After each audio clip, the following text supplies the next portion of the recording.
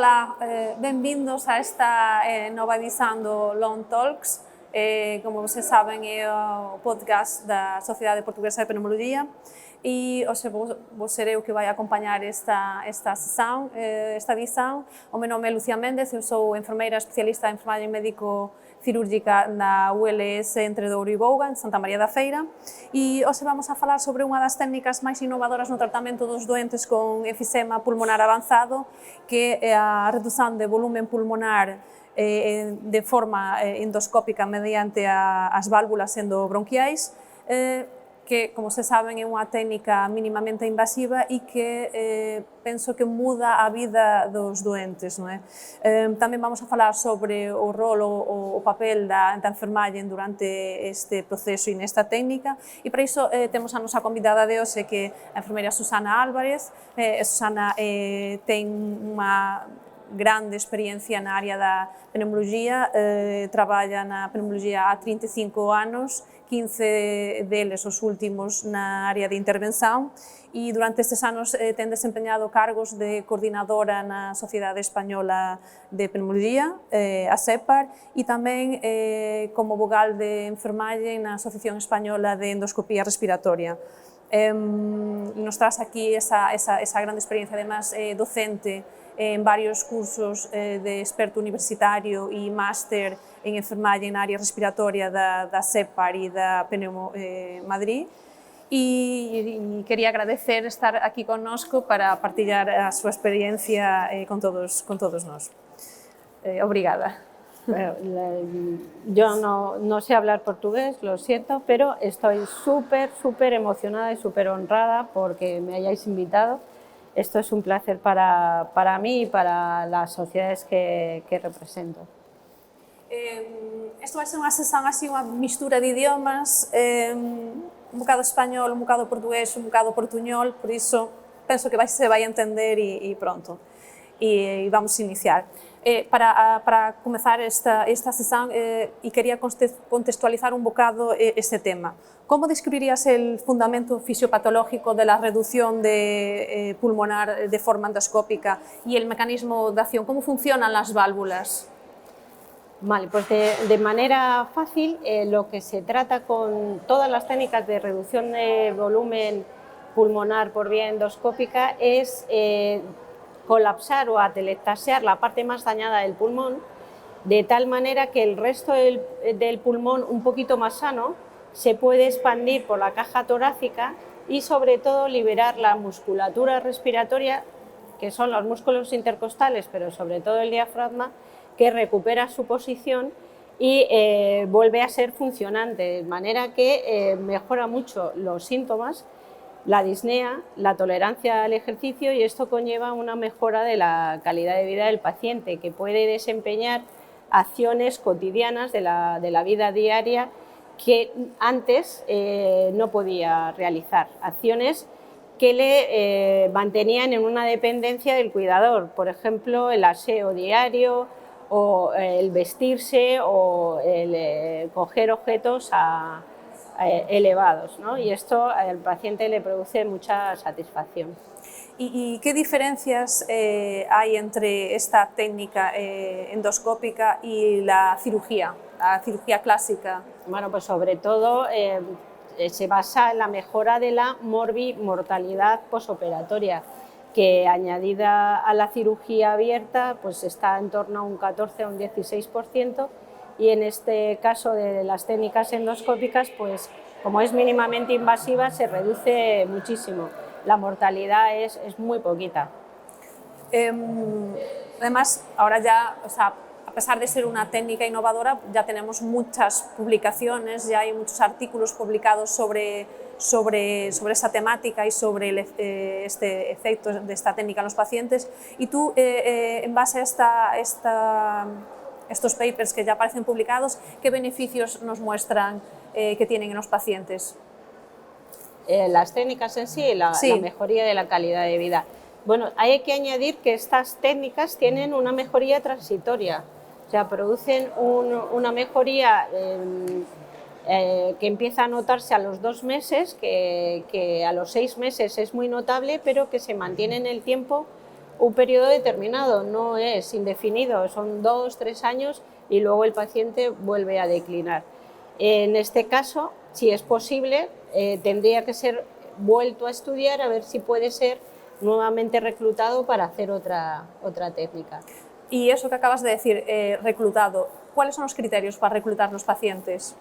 Vale, pues tiene que ser un paciente POC, fenotipo enfisema, que no tenga más de 3 exacerbaciones al año, que haya dejado de fumar hace más de 6 meses, que esté incluido en un programa de rehabilitación respiratoria, y luego hay una serie de parámetros de función pulmonar, y que es que no tenga que tenga un volumen expiratorio máximo al primer segundo entre 20 y 50%, una dilución del monóxido de carbono también entre 20 y 50%, que sea capaz de andar, de caminar más de 150 metros en 6 minutos, ese es el test de la marcha, pero no más de 500 metros, que tenga un tratamiento farmacológico optimizado, porque si no lo tiene, lo primero que hay que empezar es a mejorar el tratamiento farmacológico.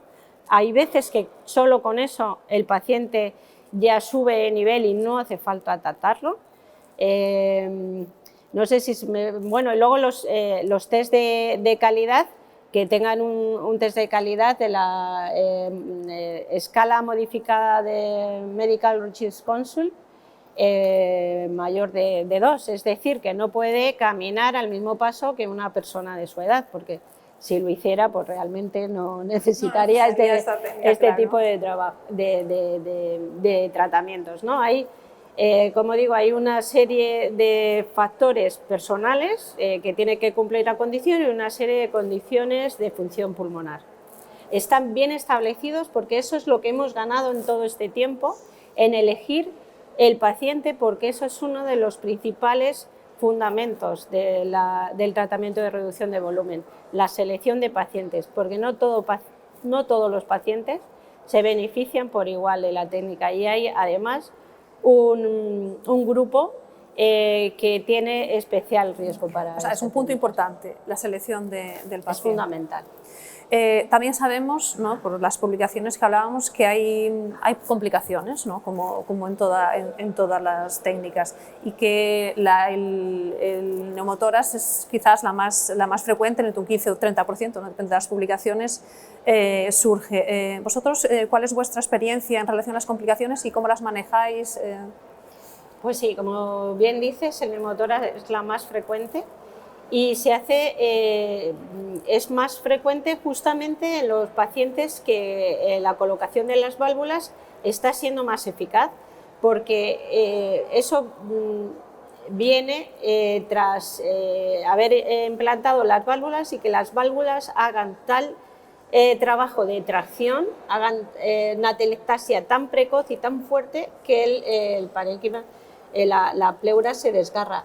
Pero más que complicación, vamos a llamarlo efecto adverso, porque esto bien tratado, luego lo que le está proporcionando al paciente es un buen resultado a este tipo de tratamientos. No sé si me estoy explicando. Sí, tenemos entonces que cambiar esa visión de decir... Sí, yo le llamo efecto secundario en lugar de complicación, porque claro, bueno, ya sabemos que hay un tanto por ciento que va a ser así, que es un 14...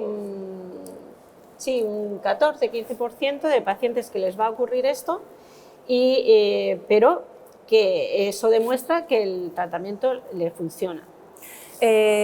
Después de la técnica, en ese periodo inmediato, las 48-72 horas posteriores son importantes. ¿Qué recomendaciones haces sobre ese periodo así inmediato?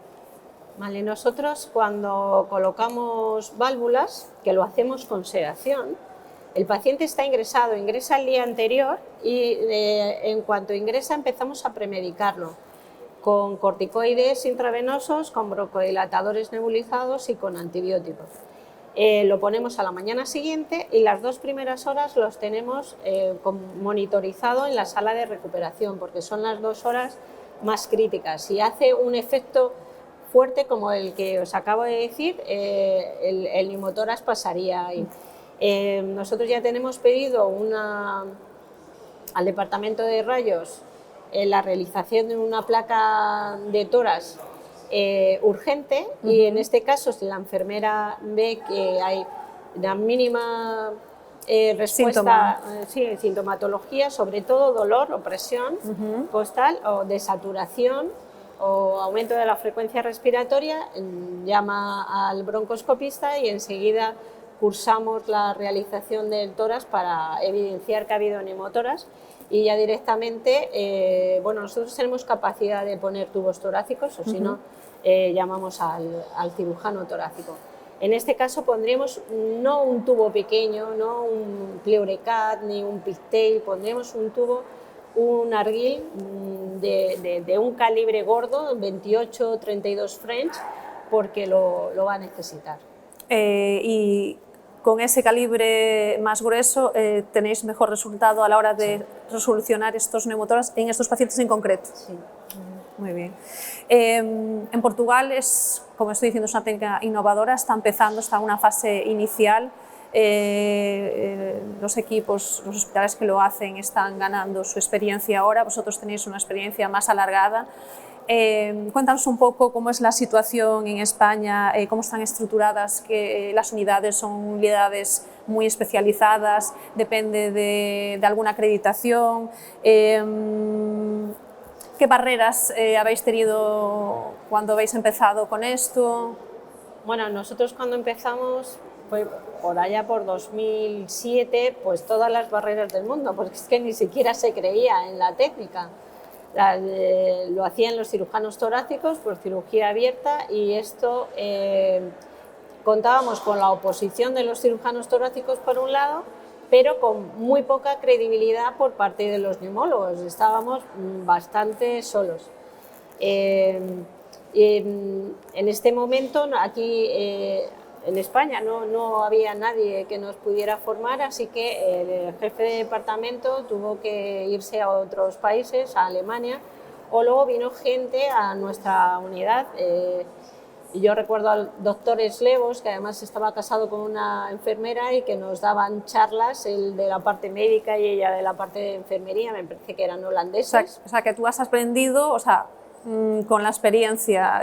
Exactamente, y luego del día a día. El momento actual pues es muy heterogéneo. A ver, en todo el país yo creo que hay un máximo de 18-20 centros que ponen válvulas, no más.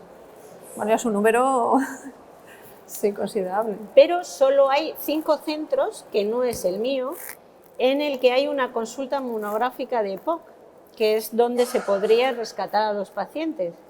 En mi centro, por ejemplo, no la hay. Por lo tanto, los pacientes, la gran mayoría han venido de otros centros, incluso de otras partes del país, porque se han enterado que lo estábamos haciendo, y ahora son los broncoscopistas, que además tienen consulta de neumología, que de repente llega un paciente a su consulta que ellos creen que puede servir y lo presentan a la comisión.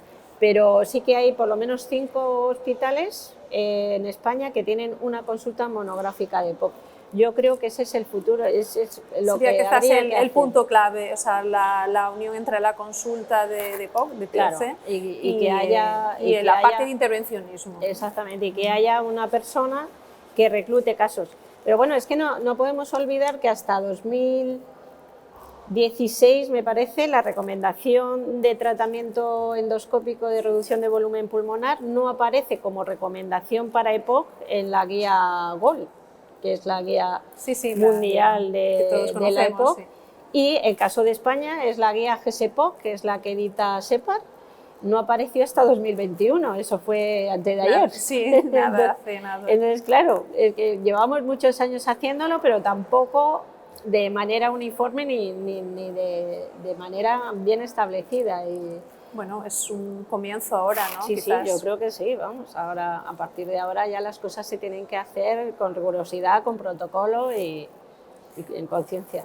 Bueno, ahora me voy a centrar más en el papel de la enfermera.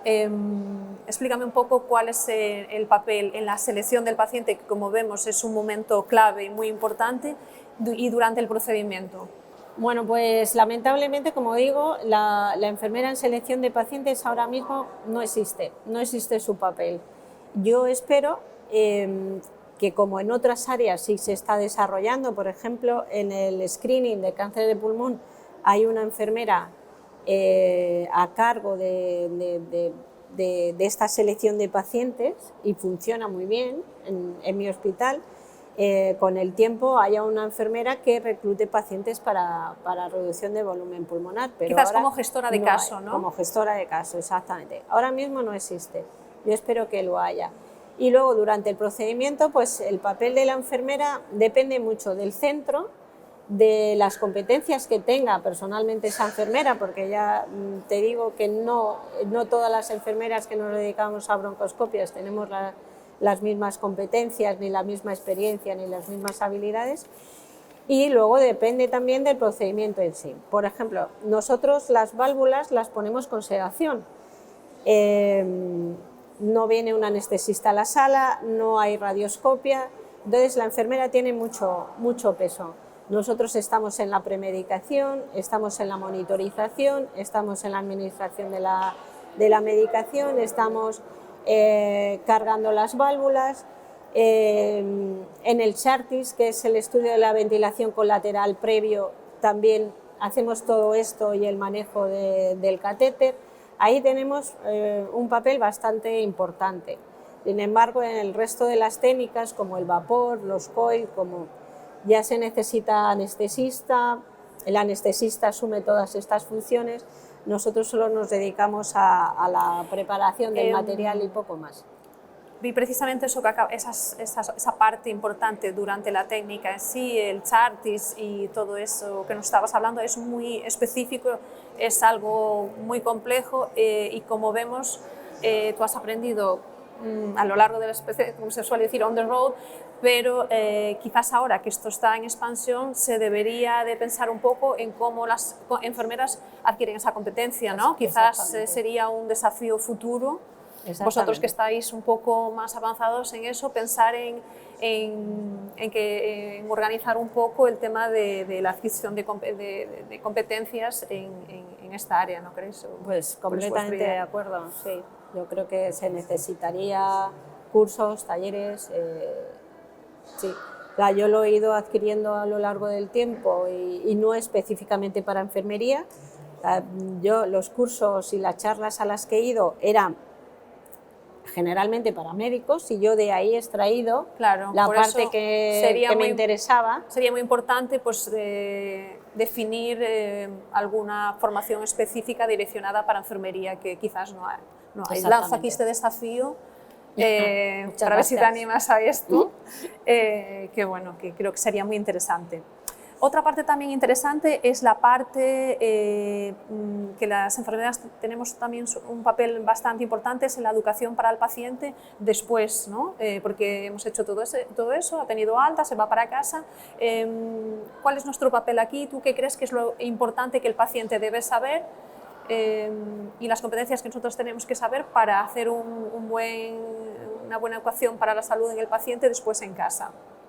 Pues es una pregunta muy interesante, porque yo generalmente ya no veo más al paciente cuando se va, pero sí que hemos observado que el paciente, una vez que recupera, después de estos 6 meses, es como si de repente le regalaran un montón de vida que ya no tenía, ¿no? Y que es capaz de volver a hacer muchas cosas, y hemos observado, que no hemos analizado los datos, que hay gente que hace muchas locuras. Es como que de repente vuelve a un estado del que casi no se acordaba, en el que puede hacer una vida casi normal. Nosotros tuvimos, por ejemplo, una señora que recuperó tanto. Ella venía al principio de la consulta en silla de ruedas, y la segunda consulta vino caminando ya, pero a la revisión de los 6 meses volvió en silla de ruedas, y dijimos, ¿qué ha pasado? ¿Qué ha pasado aquí? Todos asustados, pero bueno, y dice, no, es que me he ido a las rebajas y me he torcido el tobillo.